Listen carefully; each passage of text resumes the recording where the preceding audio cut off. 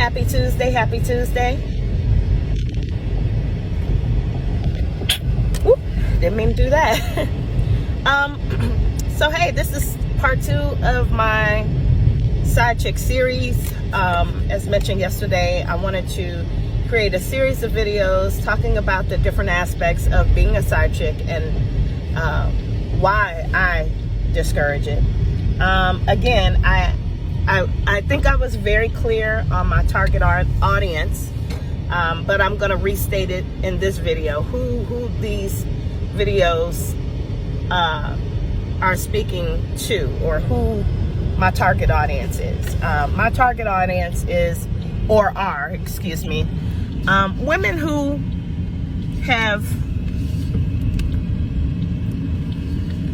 settled or made an in-life settlement to be the woman on the side. And what do I mean by that? It's a woman who really truly desires monogamy, but happened to meet a man who is in a situation, whether that be married or he has a live-in girlfriend or baby mama or whatever the case is, and you've made an in-life settlement to be with this man or have dealings with this man, and you're his secret. I define from my perspective what a side chick is. I've heard so many variations and definitions of what a side chick is, and the bottom line is, if the man has a woman in his life, whether he is married to her or living with her, and he has to finesse or sneak to have dealings with you, and you are the secret in his life, you are a side chick. As mentioned yesterday, some people say if he's not married, then he's single, whatever. You know, people like to justify and create their own narratives to fit whatever situation they're in or make themselves feel better, whatever. I've even heard single people say, well, you know, if the man's not married, then she's not a side chick. He just got 2 women. Whatever. People love to create their own narrative, okay? And their own definitions. Bottom line, you're a secret, you're a side chick. If he has another woman, that's not a secret to everybody, okay? Including, obviously, the main woman in his life. So, on to how I got involved. I got involved with this man who had a live-in girlfriend who happens to be the mother of his children. I met him through business affiliate or whatever. And, you know, one day he just hopped in my DM and we began talking. I didn't necessarily know his situation initially, but I learned about his situation not too long after talking to him. By the time he let me know what his situation was, I was already like digging his vibe. And let me just rewind a little bit.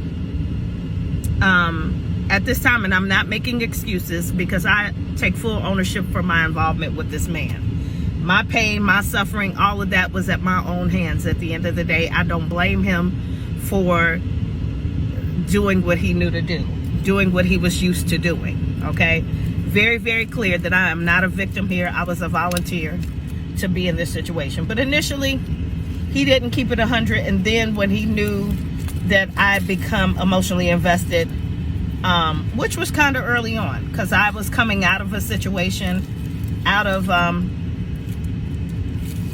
an engagement to a man I had been engaged to for that I had been with for 7 years. I was engaged to him. The engagement broke.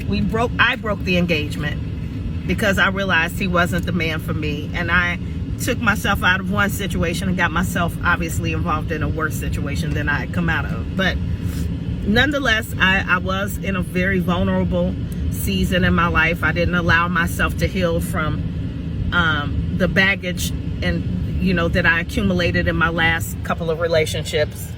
And so I found myself in a situation, unideal for me.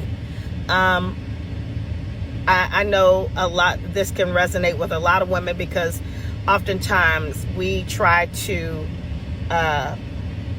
we tried to use other relationships as a bandage from the lack of healing we took time to do from the last relationship. Men do it too. Men do it, but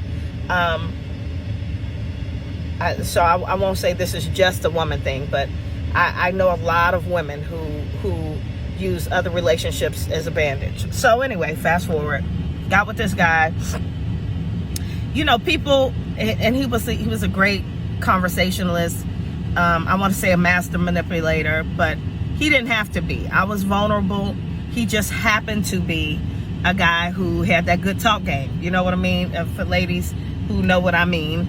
That guy who can get in your head and just, you know, wedge himself in and say things that resonate with your brokenness. That's exactly what he did. He said things that resonated with my brokenness. I was dealing with, you know, being a single parent. My children were they were pretty much grown at that time, but they were still dealing with scars from not having a relationship with their father. And, you know, so he used my story, because, you know, women have a tendency to talk too much, tell too much too soon, and we don't even know what we're setting ourselves up to do. And you'll learn what I mean by that later on, because he used my situation to continue to manipulate me into staying or understanding his situation. We'll talk more about that later. But anyway, so that's how I ended up getting with the guy. He hopped in my DM. We started talking. Then he eventually told me that, you know, he was living with his baby's mom, but they weren't together. You know that story. We roommates kind of shit, you know. Very, very common lie that men tell. And a lot of women will say, well, you should have known better. Of course, I should have. And you know what? A part of me did know, but I wanted to believe the lie. Now, that's something I don't hear a lot of side chicks owning. I wanted to believe the lie because it was something in him that I just wanted. You know what I mean? Yes, I was physically and sexually attracted to the man, of course, but because I was vulnerable, I just wanted something in him that was different from my ex-fiance. He was 15 years older than me.